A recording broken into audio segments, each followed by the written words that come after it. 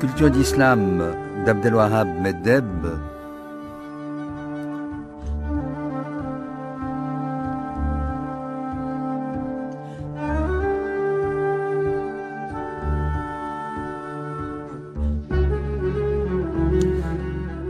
Abbès Zouache, vous êtes historien médiéviste. Vous vous occupez particulièrement de l'Orient proche et le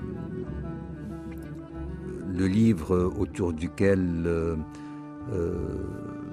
nous parlerons est consacré aux croisades. Je rappelle aussi que vous êtes universitaire, vous enseignez à l'université de Montpellier, chercheur. Vous appartenez à une unité de recherche du CNRS qui se trouve à Lyon, unité de recherche consacrée à l'histoire médiévale des mondes musulmans.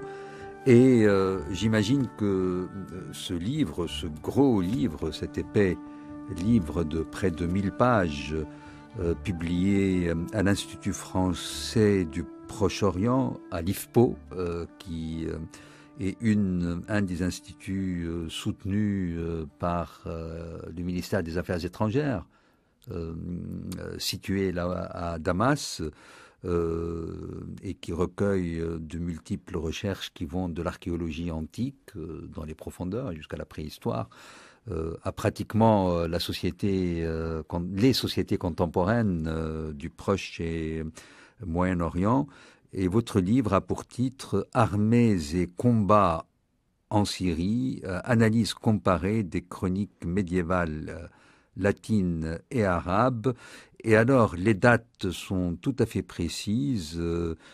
491 de l'Hégire, qui correspond à 1098, l'année de la prise de Jérusalem par les Francs, et donc la fondation d'un certain nombre d'États, de comtés, de principautés, de royaumes, le royaume franc de Jérusalem notamment, à 569 de l'Hégire, qui correspond à 1174, c'est-à-dire à la veille de l'entrée de Saladin sur la scène. C'est précis, c'est un peu moins d'un siècle, et en même temps un travail très étonnant de comparaison qui, curieusement, n'a jamais été fait.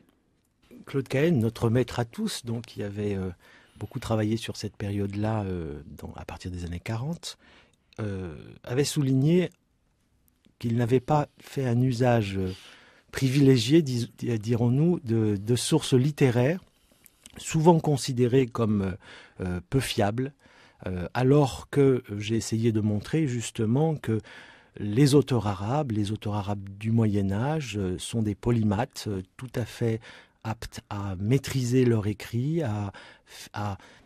qu'ils écrivent des chroniques ou des textes plus littéraires.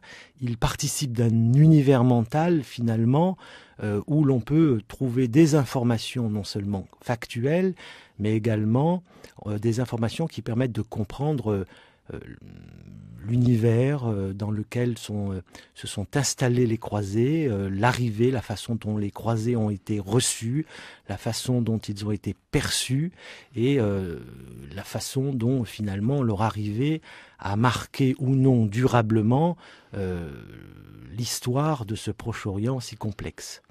Mais vous évoquez l'importance que vous attachez aux chroniques, aux chroniqueurs, aux historiens, aux textes de langue arabe pour ce qui concerne cette période, et vous rappelez que ce souci est constant depuis le début du XIXe siècle, particulièrement avec ce très gros ensemble des écrits arabes sur les croisades, tradition qui va se retrouver dans un texte, non pas de vulgarisation, la fameuse anthologie de Gabrielli, qui est derrière, qui est très importante. Gabrielli est le grand arabisant italien, romain, et qui est peut-être la source principale d'un texte fortement vulgarisé sur Damil Malouf.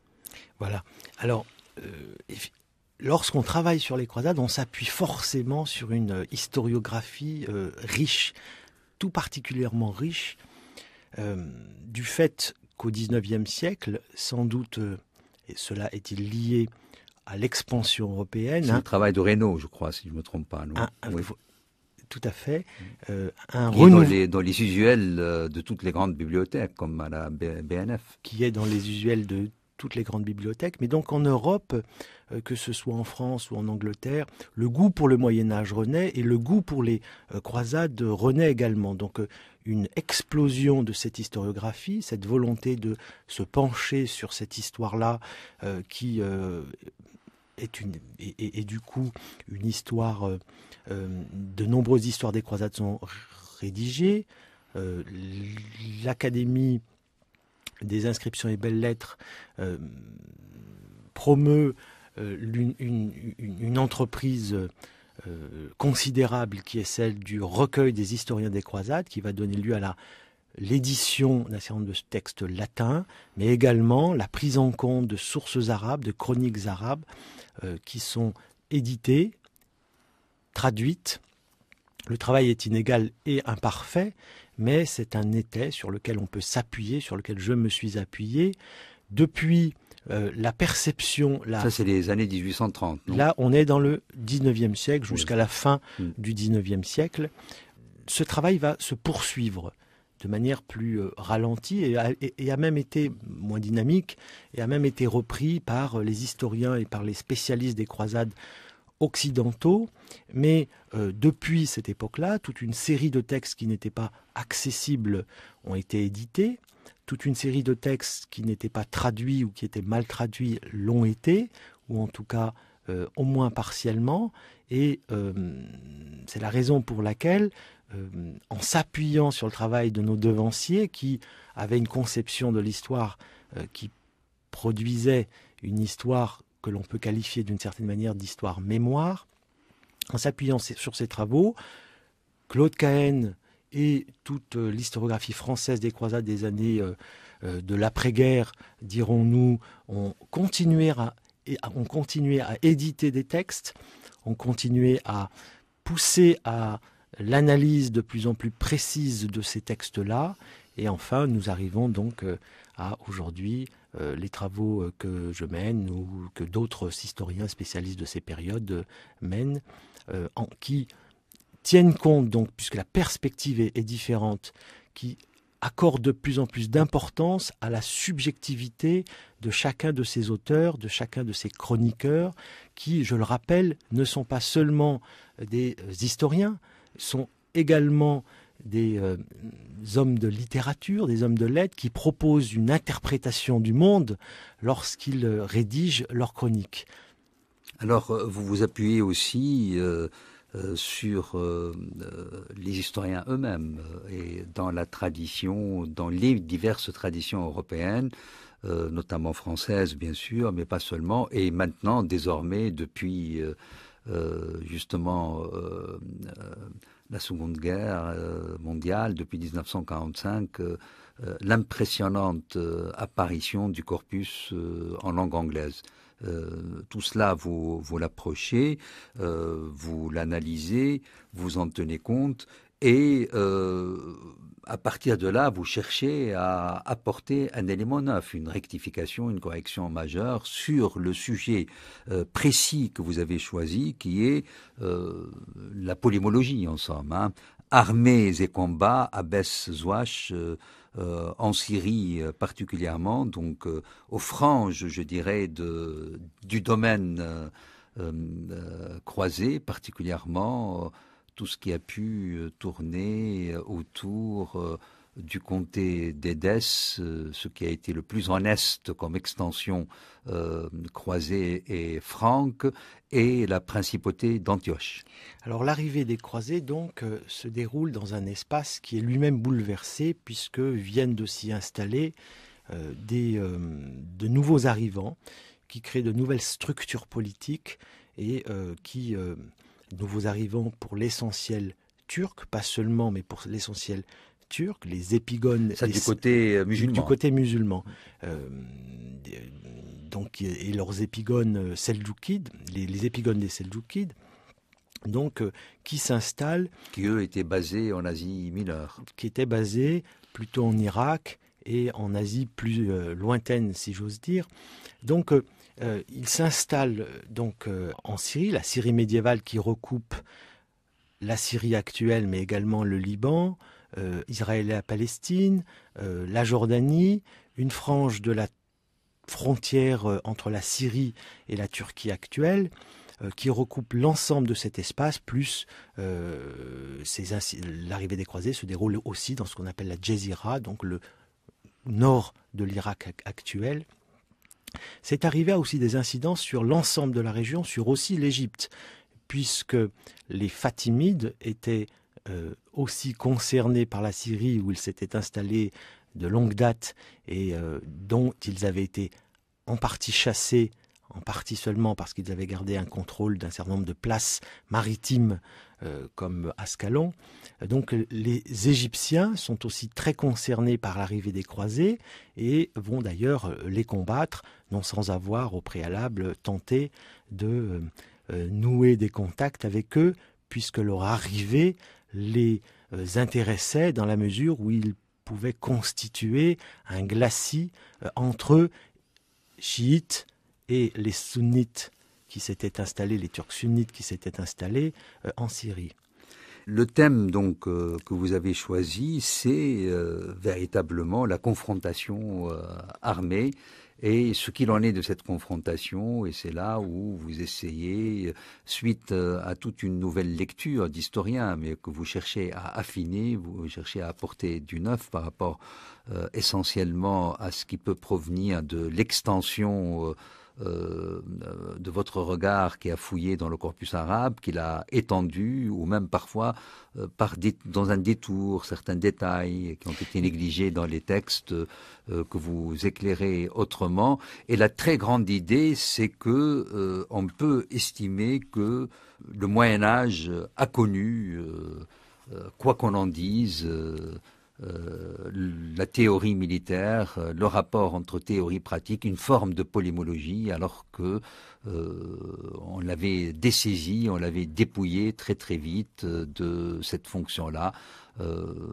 qu'on attribue en général à la réémergence des sources gréco-latines et tout de suite donc le retour au grec. Et vous rappelez aussi que côté arabe, on peut estimer aussi qu'il y avait une pensée de la guerre. Alors il s'agissait de revenir sur un certain nombre d'idées reçues, des idées reçues qui, du fait d'une méconnaissance des textes arabes, avaient la vie dure, et on continue à avoir la vie dure. L'une de ces idées reçues était que les croisés avaient été opposés à des masses, à des armées très nombreuses, musulmanes, qu'elles avaient réussi à battre du fait d'une supériorité technique, voire même tactique. Or, l'examen précis de la documentation montre que finalement, les affrontements ont eu lieu bien souvent sans que les uns soient beaucoup plus nombreux que les autres.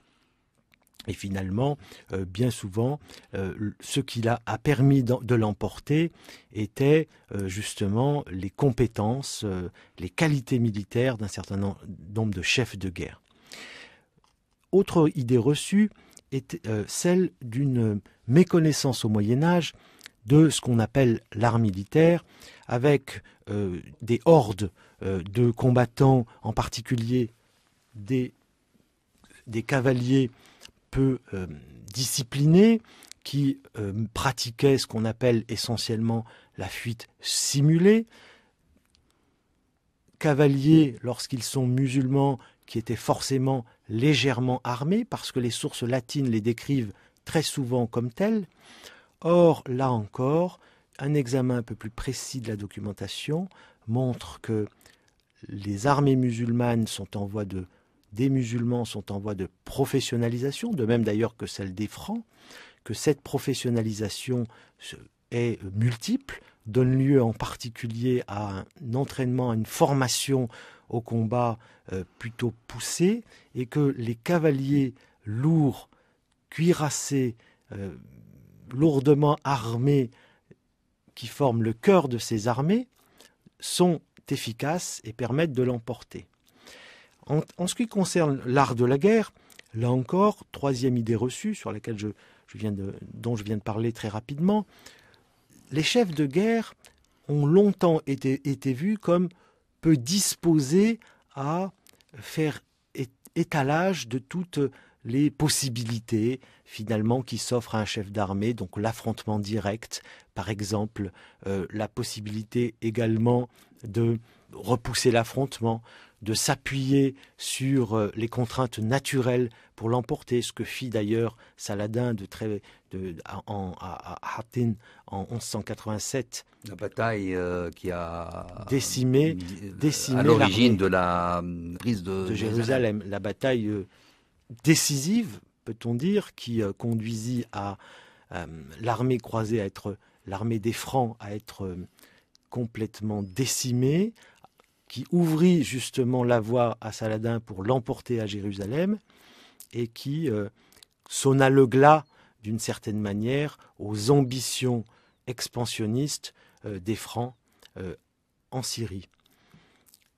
Cette professionnalisation, donc cette culture stratégique et tactique, j'ai essayé de montrer qu'elle était très précoce, qu'elle débute dès la fin du XIe siècle, au début du XIIe siècle, et que progressivement, au fil de la période que j'ai étudiée, les armées sont de plus en plus structurées, les armées sont de plus professionnalisées, avec donc une efficacité de plus en plus redoutable, efficacité qui permet de comprendre l'échec, ou l'échec relatif, tout au moins, d'un certain nombre d'expéditions croisées qui ont lieu donc au fil du XIIe siècle, puis plus tard au XIIIe siècle.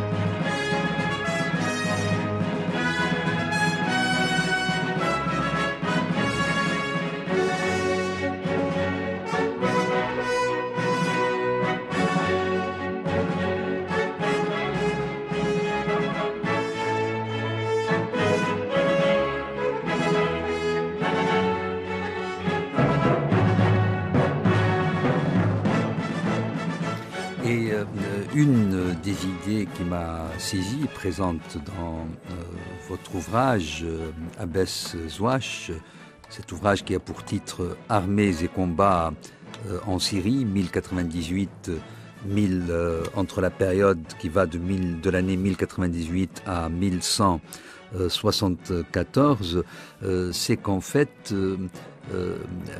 les manières de combattre des uns et des autres si différentes au départ, il y a eu un jeu d'influence.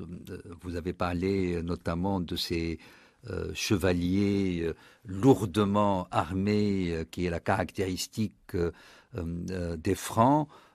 Ça va saisir les armées musulmanes et ils vont aller en ce sens-là, mais en même temps, les Francs seront aussi saisis par la mobilité et la vitesse de la légèreté relative des chevaliers musulmans, des cavaliers musulmans, et eux-mêmes, ils vont alléger aussi leurs chevaliers. En matière militaire, la règle finalement, c'est celle du pragmatisme, chez les uns comme chez les autres.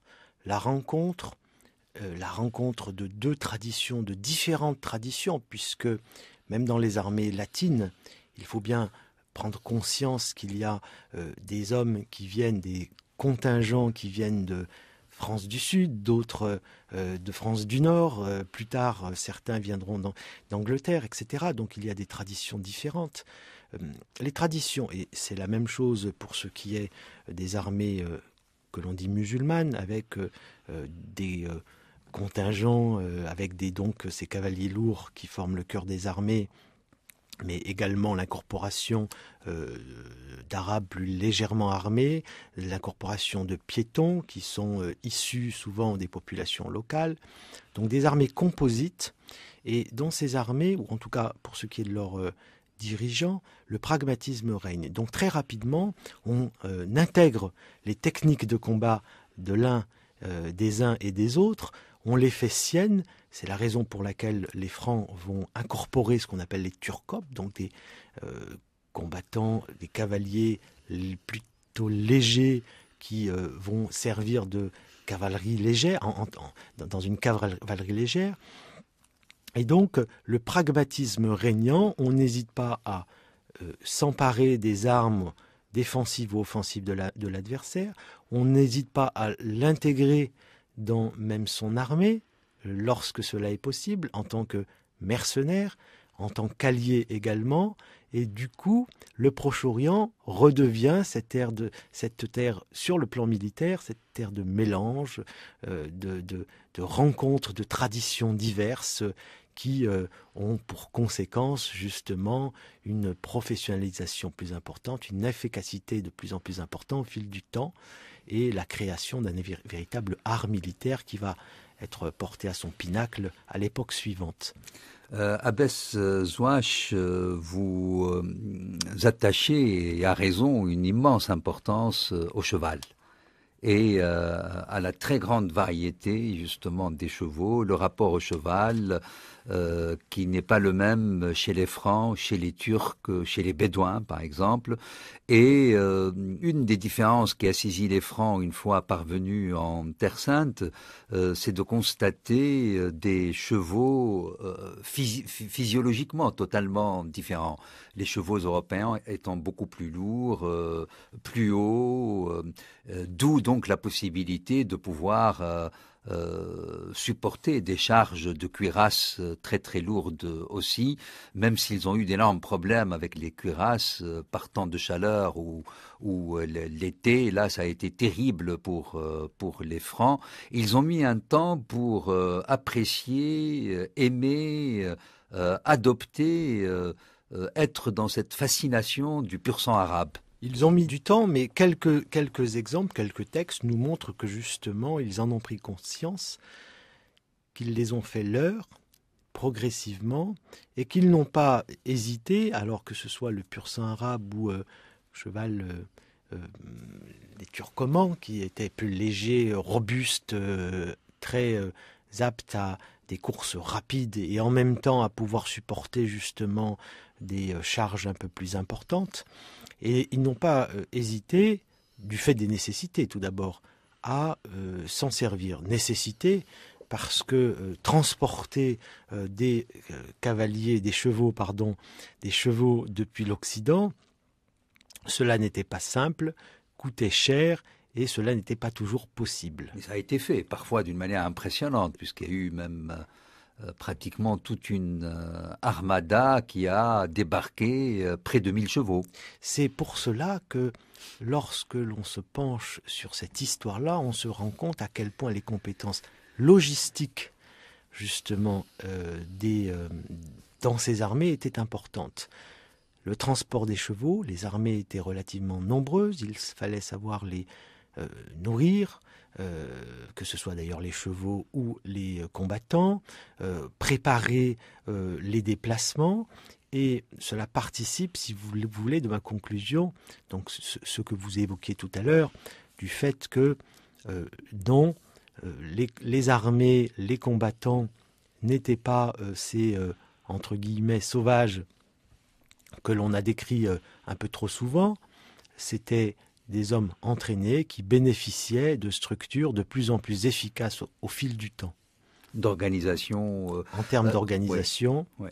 Alors, ce transport sur des bateaux italiens, des bateaux assez grands, 40 chevaux par bateau, un certain nombre de bateaux, vous avez repéré cela d'ailleurs dans une chronique arabe où vu le nombre de bateaux et les chevaux, la capacité de transport de chacun des bateaux de 40 chevaux, ça correspond à peu près au fameux 1000, au chiffre 1000, quasi 1000.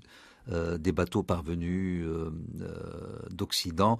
Et malgré tout, il y avait une prédilection pour les chevaux occidentaux.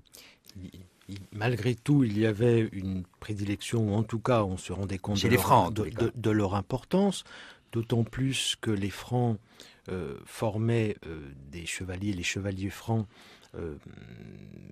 combattaient, en tout cas, pouvaient faire usage d'une technique de combat qu'on appelle la technique de combat lance couchée, qui nécessitait des chevaux rapides, solides, sur lesquels on pouvait compter dans la longue durée, résistants, chevaux qui souffraient d'ailleurs du fait des conditions climatiques tout autant que les hommes. Et l'action frontale aussi. Hein. La charge frontale, lance couchée, c'est exactement cela, la charge frontale qui amenait finalement les chevaux et les combattants, les petits groupes que formaient, les échelles que formaient les chevaliers francs, qui devaient s'entraîner très durement d'ailleurs pour maîtriser cette technique-là, puisqu'elle implique une grande solidarité entre les cavaliers, les combattants francs donc se transformant en véritables, l'image est un peu forte, chars d'assaut qui étaient capables de dévaster tout ce qui s'opposait à eux. D'ailleurs, les chroniqueurs arabes, je pense à Ibn al-Qalanisi, dans le Zaïl Tsalih Dimashq, à quelques descriptions. Un peu l'annexe, le supplément, l'appendice pour l'histoire de Damas. De l'histoire de Damas. Un peu quand même traduit à l'arabe, parce que nos auditeurs ne sont pas forcément arabisants. Oui, voilà, donc, qui écrit au XIIe siècle, qui est contemporain des événements, et il utilise toute une série d'adjectifs. Il est très admiratif devant l'efficacité. Il est très admiratif, ou en tout cas il rapporte une admiration et une peur que pouvait susciter cette charge. Mais là encore, adaptabilité, et les musulmans, montre-t-il, très vite ont mis au point une technique qui leur permettait de faire face et de résister. Au moment de l'impact, au moment de l'arrivée, eh bien, ils s'égayaient, ce qui permettait ensuite de s'attaquer aux Francs qui chargeaient par derrière et de faire échec. Donc ils ouvraient et puis... Ils ouvraient et ils les enveloppaient. Et les embrassaient, quoi. Et ils les embrassaient et les entouraient. Et à quelques reprises, cette tactique a été très efficace et a permis aux musulmans de l'emporter. Donc on est vraiment dans la technique. Hein. On est vraiment dans la technique de combat, mais technique de combat, ce qui est intéressant, c'est peut-être moins la technique que ce qu'elle révèle de la capacité d'adaptation d'hommes, de combattants qui réfléchissent aux meilleurs moyens de faire face. Et le problème aussi, pour les chevaux encore, restons encore sur ce chapitre, je dois dire, passionnant, tel que vous le décrivez et l'analysez, Abbès Zouache, dans votre ouvrage Armée et combat en Syrie. Aussi le fait que tout le problème économique autour du cheval, l'entretien, la nourriture, le foin, la très grande difficulté pour les Francs parce qu'ils passent d'un climat où l'herbe est partout foisonnante à un climat aride, semi-aride sinon aride, les difficultés qu'ils ont eues pour nourrir les bêtes occidentales et en même temps une des raisons de rupture de trêve lorsqu'une armée lâche 1000 chevaux par exemple en pâturage libre et que passant par là des combattants de l'armée opposée voient cela, ils cherchent à dérouter évidemment ces troupeaux de chevaux et la prise des chevaux a été très souvent utilisée. Un enjeu fondamental. Tout ce qui tourne autour de la nécessité de s'approprier des territoires où les chevaux peuvent être mis en pâturage. Et lorsqu'on regarde un peu plus précisément la carte des affrontements, on se rend compte que le contrôle, par exemple, de la Trouée de Homs, ville tristement célèbre désormais dans le monde entier, le contrôle de ces territoires était fondamental pour les Francs qui ont tout mis en œuvre pour se les approprier. L'une des raisons étant que ces territoires étaient des voies de circulation, je pense à la Trouée, mais également c'était des lieux où ils pouvaient espérer nourrir un peu plus facilement leurs chevaux. Toute une économie, en particulier dans les premières décennies du XIIe siècle, toute une économie de la prédation, du pillage, de l'attaque de l'ennemi pour s'emparer des chevaux et des chevaux qu'il possède. Une petite guerre se met en place qui donne lieu donc à affrontements, vols autour d'Alep en particulier. Effectivement, au centre de tout cela, il y a le cheval, il y a les chevaux qui sont l'instrument par excellence de la guerre et de son succès, puisque faire la guerre, l'emporter, à cette époque-là, c'est avant tout, pas seulement parce qu'il faut veiller à réhabiliter le rôle des piétons, qui avait un rôle également important, même sur le champ de bataille, des piétons spécialisés, des fantassins très importants, des archers en particulier, mais au centre, il y a ce cavalier, ce prédateur, qui va permettre, à partir du moment où il est bien équipé, bien formé, qui va permettre de l'emporter. Et vous cherchez traces de la question des écuries, qui sont très souvent dans les limites des villes, la manière avec laquelle ils étaient gardés et le fait qu'ils pouvaient constituer justement un enjeu de bataille. Et d'un autre côté, vous évoquez aussi l'interdit qui a été côté musulman, cette fois-ci, l'interdit religieux, une espèce de fatwa qui interdisait la vente des chevaux. Les chevaux sont donc les armes, je l'ai dit, par excellence de cette guerre-là, et d'un côté comme de l'autre, l'on tente d'empêcher, d'interdire le commerce, d'interdire un commerce qui de toute façon a lieu, et de sécuriser le plus possible ces enclos, ces territoires ou ces terres où les chevaux peuvent reposer en paix. Et ce sont des enjeux effectivement stratégiques qui donnent lieu à des attaques régulières, en particulier en Syrie du Nord, autour d'Alep, qui est une ville très disputée à la fin du XIe siècle et pendant les premières décennies du XIIe siècle. Et interdit de vente, mais vente quand même, et vous rappelez évidemment l'épisode du frère d'un des personnages les plus célèbres de ce moment-là, Oussama ibn al-Munqidh, en raison de sa chronique, de son autobiographie, ce chevalier musulman qui vient d'un château, le château de Chaysars, la forteresse de Chaysars. Les ruines sur l'Oronte en sont encore très très belle, qu'on peut visiter aujourd'hui, qui nous a laissé une extraordinaire chronique sur justement les croisades.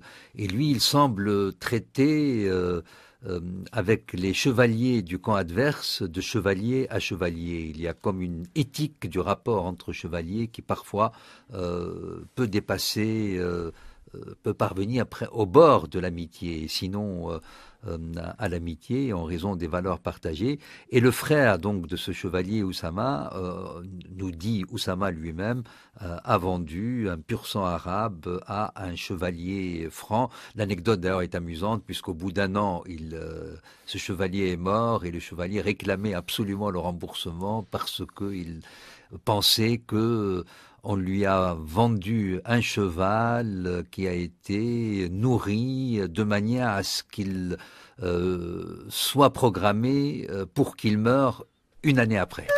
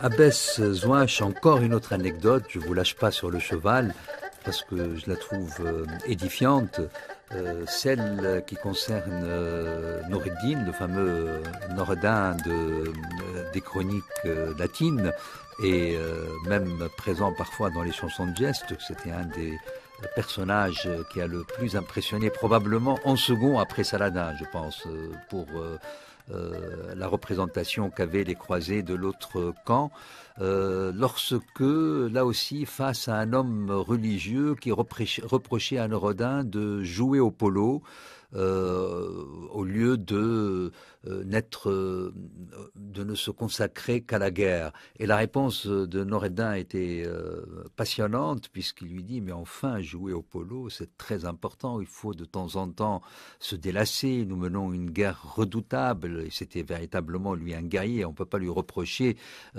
qu'il n'ait pas fait la guerre, et tous les émirs autour de moi ont besoin de se reposer. Et en plus, c'est un exercice militaire. Jouer au polo entraîne les chevaux. C'est ainsi qu'ils ne s'engraissent pas, ils continuent d'avoir de l'activité, et on les exerce la fameuse expression arabe que nous retrouvons dès l'époque antique des Arabes dans les poèmes anté-islamiques, qui constituent une des manières de faire la guerre, ce qu'on appelle le karr et le far, c'est-à-dire l'attaque et la fuite tactique pour de nouveau réattaquer. Le karr et le far, c'est presque le flux et le reflux, n'est-ce pas? Le flux et le reflux. Le flux et le reflux, et c'est le cheval. D'ailleurs, karr, far, on a pratiquement dans les deux mots la sonorité du galop. Du galop. En l'entendant, on voit les chevaux bouger, galoper. Donc là, vous repérez cette idée, parce que c'est très difficile de trouver dans les chroniques directement la manière avec laquelle on s'entraînait. Et là, on découvre donc que le jeu de polo était en fait un entraînement militaire. Vous soulevez l'une des difficultés auxquelles j'ai été confronté. Effectivement, la pauvreté des sources sur des questions fondamentales, sur la question de l'entraînement mal connu, avec pour cette période-là une absence de traités d'art militaire qui vont faire florès à l'époque suivante. Et donc, dans les chroniques, dans les textes, dans toute une série de textes, latins d'ailleurs ou arabes, on trouve un certain nombre de mentions qui montrent bien que l'on s'entraînait assidûment, qu'il y avait une proximité entre le jeu et la chasse, proximité qui a été soulevée par nombre de spolémologues et depuis bien longtemps, Gaston Boutoul l'ayant fait à de multiples reprises. Et l'une des façons, l'une des méthodes d'entraînement était effectivement de pratiquer le polo, qui est aussi un héritage, pratique du polo très ancienne, qui ensuite aura toujours autant de succès et dont Noureddin ne pouvait se passer, même s'il s'érigea au fil du temps en souverain de plus en plus pieux et de plus en plus accordant de plus en plus d'importance à la religion, s'érigeant en particulier en chantre du djihad. Alors, on a évoqué Oussama, on a évoqué Noureddin, les princes. J'aimerais qu'on en vienne à la question de la chevalerie. La chevalerie est tout à fait établie dans la tradition occidentale. Beaucoup des Francs qui sont venus d'Europe étaient déjà chevaliers. La notion, la secte, ai-je envie de dire, était déjà tout à fait installée. Elle va être plus ouverte, vous allez nous le rappeler, en Terre Sainte, parce que c'était pratiquement une catégorie sociale nobiliaire totalement fermée, la noblesse d'épée, justement, ces chevaliers lourds sur leur monture puissante, mais la compétence de certains combattants vont pouvoir acquérir le statut de chevalier en Terre Sainte, et en plus, évidemment, va s'ouvrir les deux grandes catégories de chevalerie où l'épée s'accorde presque avec l'attribut religieux, avec les Templiers et les Hospitaliers. Les travaux de Jean Flory l'ont montré très largement, Jean Flory et d'autres historiens spécialistes de ces questions-là. À la fin du XIe siècle, la chevalerie occidentale est en gestation, n'est pas encore complètement fixée, et se déplacer, faire tant de kilomètres pour des hommes qui ne sont pas forcément les aînés, qui ne disposent pas forcément des moyens financiers leur permettant de s'équiper de manière la plus efficace possible, eh bien c'est un risque relativement calculé. C'est aussi une possibilité pour eux de trouver leur place dans cette chevalerie en voie de gestation et de se voir reconnaître cette qualité-là. En Orient, en Terre Sainte, où, faut-il le rappeler, les hommes, les cavaliers venus d'Occident manquent très vite, puisque la première croisade a soulevé des dizaines de milliers de personnes, mais on a du mal à évaluer précisément le nombre de cavaliers ou de chevaliers qui se sont déplacés. La première croisade a été meurtrière, les expéditions le sont. Rapidement, en Orient, l'on a besoin d'hommes frais, dynamiques, excellents cavaliers. C'est l'une des raisons pour lesquelles des hommes peuvent acquérir cette qualité, accéder à ce statut plus facilement qu'ailleurs. La croisade a aussi donné naissance à ce que certains historiens ont appelé les ordres religieux militaires, l'originalité étant que des hommes qui font partie donc d'ordres religieux, qui ne sont pas censés combattre, vont faire du combat contre l'ennemi en religion, contre les musulmans, un objectif.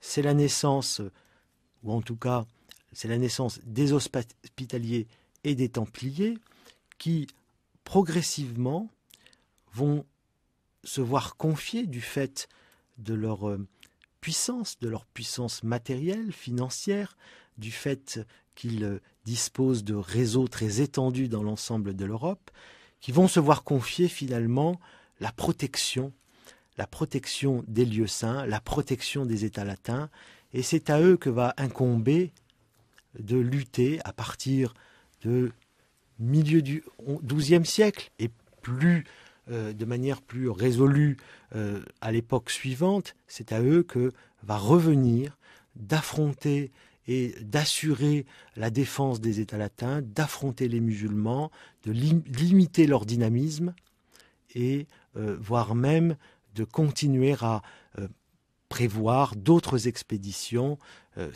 Par exemple, lorsque les Francs décident qu'il faut s'emparer de l'Égypte, eh bien, c'est sous l'influence des Templiers. Templiers qui, il est intéressant de noter, suscitent assez rapidement la haine, la peur, mais aussi l'admiration chez les musulmans. Les textes arabes en témoignent. Les Templiers sont les ennemis les plus redoutés parce qu'ils sont prêts à aller au combat à tout moment de la journée. On est fasciné par leur courage. On est fasciné par leur courage, par leur aptitude à combattre au nom d'idéaux, et en particulier d'idéaux religieux. Et l'on va même, on trouve une mention, on va même les ériger en modèle dans un texte arabe. Les ériger en modèle, au XIIe siècle, une réforme étant décidée pour former plus efficacement les combattants en Égypte, on trouve au détour d'un texte, pour souligner la nécessité pour ces combattants d'être mobilisés à tout instant, la mention « sur le modèle des Templiers. Alors, l'aspect chevaleresque, tout ce lien, donc la chevalerie, vous êtes très prudent, vous en voyez des formes possibles dans le camp musulman, dans le camp arabe, sans qu'on se fût parvenu à la constitution d'une catégorie qui va être une catégorie sociale particulière. Toute la notion d'aristocratie, d'ailleurs, vous la mettez en perspective, mais vous finissez par, d'une certaine manière, l'annuler en tant que catégorie sociale dans le camp musulman. Même si quelqu'un comme Oussama, et puis des concepts, le concept, comment on passe de la furusiya à la firasa. Ce sont deux notions, si vous pouvez nous les expliquer, la furusiya, la firasa, on est totalement dans l'esprit chevaleresque est présent en tous les cas. Alors, en Orient, parmi les musulmans, dont il faut se rappeler qu'ils sont que des nouveaux peuples se sont installés, des Turcs et des Kurdes, donc pas seulement des Bédouins ou des Arabes, les Arabes confiant à d'autres finalement le soin de protéger les terres de l'islam. Ces nouveaux arrivants sont, pour l'essentiel en tout cas, leur élite des cavaliers dont j'ai parlé tout à l'heure, un certain nombre légers, d'autres des cavaliers lourds. Et un processus se met en place qui est de l'ordre de la création d'une sorte d'aristocratie militaire, une élite de guerriers qui va progressivement, mais à la période postérieure à celle que j'étudie, donc à l'époque mamelouk, ces cavaliers, cette élite militaire va parvenir à créer l'aristocratie militaire à laquelle les combats contre les Byzantins, en particulier à l'époque précédente, n'avaient pu donner naissance.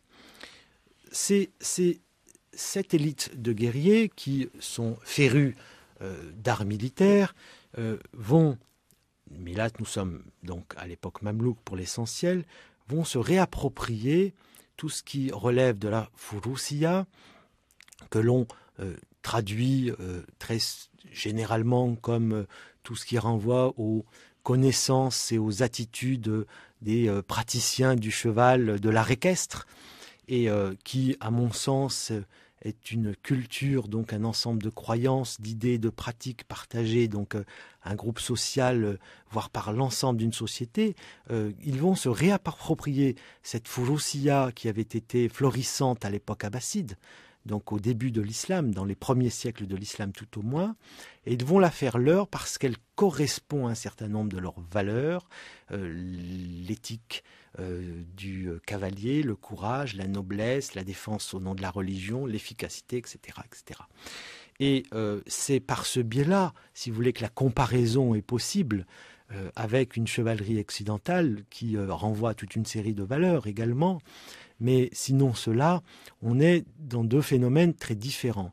La furusiya donc, est mise en avant par ces mamelouks, donne lieu à la rédaction de toute une série de traités militaires, de textes qui sont militaires, mais pas seulement, de traités en tout cas où il en est question, et où l'on peut déceler la défense de valeurs ou la volonté d'inculquer, puisque ce sont en partie des manuels d'entraînement, la volonté d'inculquer une culture à une élite qui va se penser comme telle. Et le fait que le mot qui veut dire le sens de la discrimination, sinon plus encore de la pertinence dans le jugement, dans la perception des choses, le mot firasa dérive de la même racine, faras qui veut dire tout ce qui tourne autour du cheval. Tout ce qui tourne autour du cheval, tout ce qui renvoie... Donc la maîtrise de l'art du lien avec le cheval crée de la pertinence en général, si j'ose dire. Tout ce qui renvoie donc à une culture, à un art de vivre, donnant toute sa place effectivement au cheval, mais pas seulement, puisque l'on renvoie aussi à un imaginaire, à une culture d'ordre littéraire qui ne renvoie pas là strictement à l'art de la guerre. Et chez ces hommes, et ce sont des questions très mal connues, chez cette nouvelle élite, chez cette nouvelle élite et chez les hommes qui les entourent, qui sont bien souvent, très souvent, des Arabes, à l'époque mamelouk, encore une fois, ils vont tirer effectivement ces hommes-là vers ces valeurs, vers cet ensemble, cet univers qui fait du rapport au cheval un élément incontournable de la vie quotidienne. Et alors, vous avez évoqué là ce que vont devenir les Mamelouks, mais les Mamelouks ne vont pas naître à partir de rien, ils vont naître justement de tout ce processus. Ils étaient déjà là en herbe dans les armées. Parfois, on décide de les former, soit esclaves d'origine, soit mercenaires. Et ce rapport justement de l'aspect professionnel des militaires que vous avez aussi évoqué à un moment, et j'ai envie qu'on revienne parce que c'est assez équivalent à vous l'avez évoqué tout à l'heure en allant très vite, les turcoples. On retrouve l'expression turcopole dans le littré, exactement dans le sens justement de musulmans ou d'autochtones qui ont été qui est au service des Francs qui ont donc prêté leur savoir-faire militaire à l'ennemi. Ça, c'est très ce qui est censé être l'ennemi. Et l'expression même terkabouli, vous l'avez repéré 3 fois chez un chroniqueur, Ahmed Eddin, qui avait écrit une monographie à la gloire de celui-là même qui a reconquis Jérusalem, c'est-à-dire Saladin.